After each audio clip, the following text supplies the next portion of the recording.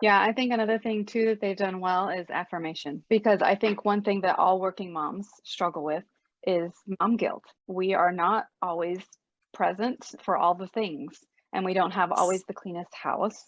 And meals are sometimes happen at 8:30 at night, you know? So I know for me, like I battle with this regularly, like in an ongoing Mhm. way as my kids grow, you watch other moms who are not working. Maybe they're home, they're going on all the field trips, they're making the chili, crock pots full of chili at Yes. the potlucks. They're doing all the things, and I am not doing any of that, very little. So there's a lot of where the sacrifices that we make are always very in front of our eyes. And so one thing that has helped with that is when my bosses like give affirmation, like even when we're just preparing for this discussion and having this webinar, Troy Lakey we are just talking through some of the different topics, and he just acknowledged his own recognition of what we do and how it is very unique, and just saying to all three of us, like, you guys do manage this so well, which is so encouraging to hear because I often feel the opposite.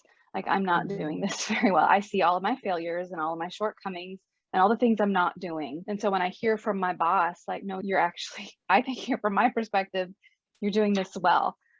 And the workplace and what I see, what's happening in your family. So that's been really helpful. And I think too, what's helped me is just remembering those positive things. It helps when my employer brings them up every now and then, but also just being intentional. Becca, you talked about being intentional earlier, like being intentional to focus on what I am giving my kids. We've all talked about the independence we've been able to foster in them. And Becca, you're talking too, just this preparation for life, like just setting life expectations, what it looks like for all of us to work together and pitch in, like the team dynamic, we work together as a family, just all those things. I think being intentional about noticing those things, sewing into those things, like you were talking about, Becca, with being intentional about your grocery shopping, like, so just remembering and talking about it with your husband and with your coworkers, what you are gaining, because I think, I'd love to hear from you guys too, just how you deal with those expectations that are set in our culture. We all come from different cultures, backgrounds. We're all working within different cultures and backgrounds. So we all have different expectations that we have to manage. But so those are some of the things that help me as I manage the expectations of the culture around me here in my environment, which is very much of a stay-at-home mom culture. And you see on all the social media, all the special cakes that the moms are making for their kids. Like, some of you may do that. Like, you two may do that. I can't do that, but I feel guilt about it. But anyway, it's just all the pressures that we put on ourselves that are just very unrealistic. Yeah.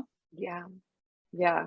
That's so important. Eugenia, do you have anything to add on to that? One of the big like mindset perspective shifts that helped me with that mom guilt actually also came from Troy. As you guys can tell, I've had a lot of Mm. conversations with him about it as I like learned my way forward in being a working mom. And one of the things he mentioned also as a working parent that I probably won't repeat the way he told it to me, but this is how I've internalized it and processed it over the years, is that as someone who struggles with perfectionism and idealism, I would often have such high expectations for what it was to be a good mom.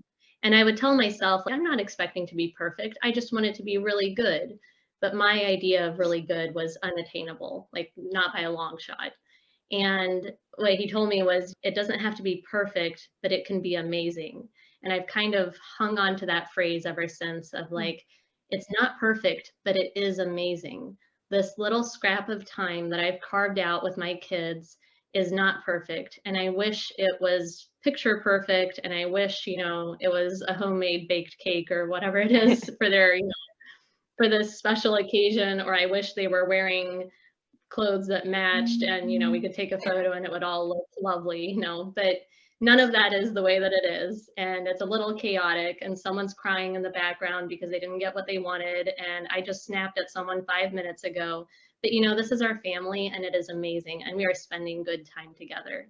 And in the midst of all the chaos and the noise and things being not perfect, it is truly amazing. And I've just kind of hung on to that whenever I start feeling that guilt of it should be better. I could do more. If I just shoved other things aside, I could do more and it could be better. Like, I try to stop and remember that it doesn't need to be better. It is amazing the way that it is. And my kids are going to grow up and remember these amazing days as a family.